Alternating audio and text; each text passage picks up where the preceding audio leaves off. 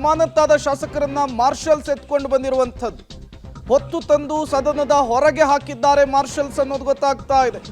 ಹೊರಗೆ ಹೋಗಿ ಅಂತೇಳಿ ಸ್ಪೀಕರ್ ಸೂಚಿಸಿದ್ರು ಕೂಡ ಸದಸ್ಯರು ಅಲ್ಲೇ ಕೂತಿದ್ರು. ಸ್ಪೀಕರ್ ಸೂಚನೆಯ ಮೇರೆಗೆ ಸಸ್ಪೆಂಡ್ ಆದ ಶಾಸಕರನ್ನ ಮಾರ್ಷಲ್ಸ್ ಹೊತ್ಕೊಂಡೋಗಿ ಹೊರಗೆ ಹಾಕಿದ್ದಾರೆ. ಧಿಕ್ಕಾರ ಘೋಷಣೆಯನ್ನು ಕೂಗಿ ಆಕ್ರೋಶವನ್ನು ಹೊರಹಾಕಿದ್ದಾರೆ. ಈ ಸಂದರ್ಭದಲ್ಲಿ ಬಿಜೆಪಿಯ ನಾಯಕರು ಇವತ್ತಿನ ಸೆಷನ್ಸ್ ಅಲ್ಲಿ ಆದಂತಹ ಹೈಡ್ರಾಮವನ್ನು ನೀವು ಗಮನಿಸ್ತಾ ಇದ್ದೀರಿ. 18 ಬಿಜೆಪಿಯ ಶಾಸಕರನ್ನ ಸ್ಪೀಕರ್ ಯುಟಿ ಖಾದರ್ ಅಮಾನತು ಮಾಡ್ತಾರೆ. ಅಮಾನತಾದ ನಂತರವೂ ಕೂಡ ಅಧಿವೇಶನದಲ್ಲಿಯೇ ಕೂತು ಸ್ಪೀಕರ್ ವಿರುದ್ಧ ಪ್ರತಿಭಟನೆಯನ್ನು ಮಾಡಲಿಕ್ಕೆ ಮುಂದಾಗ್ತಾರೆ.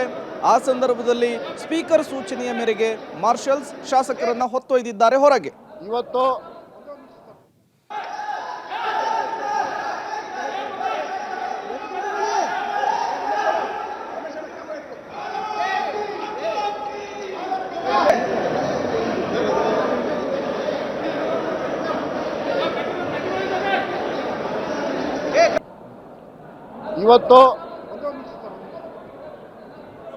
ಕಗ್ಗೊಲ ಮಾಡಿರುವಂತ ಕಾಂಗ್ರೆಸ್ ಸರ್ಕಾರ ಬಹಳ ಮಜಾ ಒಂದು ಹೇಳ್ತೀನಿ. 2011ರಲ್ಲಿ ಸಸ್ಪೆಂಡ್ ಆಗಿರುವಂತ ಯುಟಿ ಖಾದರ್ ಅವರು ಸಸ್ಪೆಂಡ್ ಆಗಿರೋ ಯುಟಿ ಖಾದರ್ ಇವತ್ತು ನಮಗೆ ಸಸ್ಪೆಂಡ್ ಮಾಡ್ತಾ ಇದ್ದಾರೆ.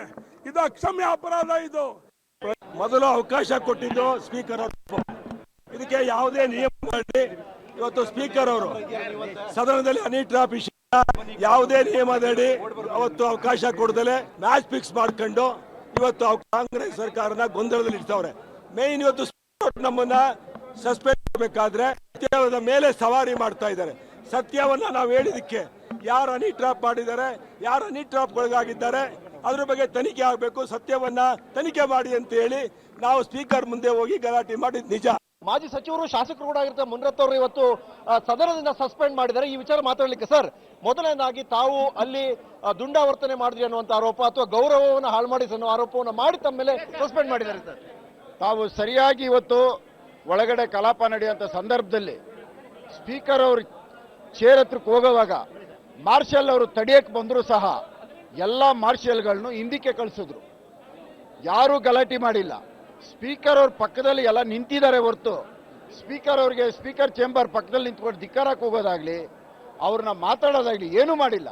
ಹಂಗಿದ್ದಿದ್ರೆ ಮಾರ್ಷಲ್ ಅಲ್ಲೇ ಇದ್ರು, ಅಲ್ಲೇ ತಡೆದು ಅಲ್ಲಿಂದ ಹೊರಗೆ ಕಳಿಸ್ಬೋದಾಗಿತ್ತು. ಅದು ಯಾವುದೂ ಮಾಡಿಲ್ಲ.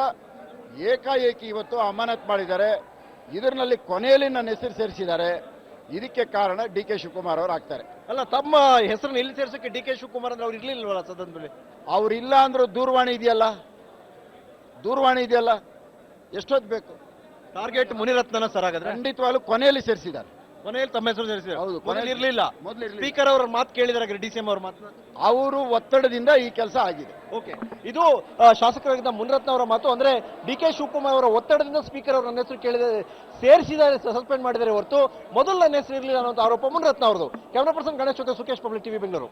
ಮಾಜಿ ಸಚಿವರು ಕಲಾಪ ನಡೀತಾ ಇದ್ದಂತಹ ಸಂದರ್ಭದಲ್ಲಿ ಶಾಸಕರನ್ನ ಅಮಾನತು ಮಾಡುವಂತಹ ಅಧಿಕಾರ ಸ್ಪೀಕರ್ಗೆ ಇರುತ್ತೆ.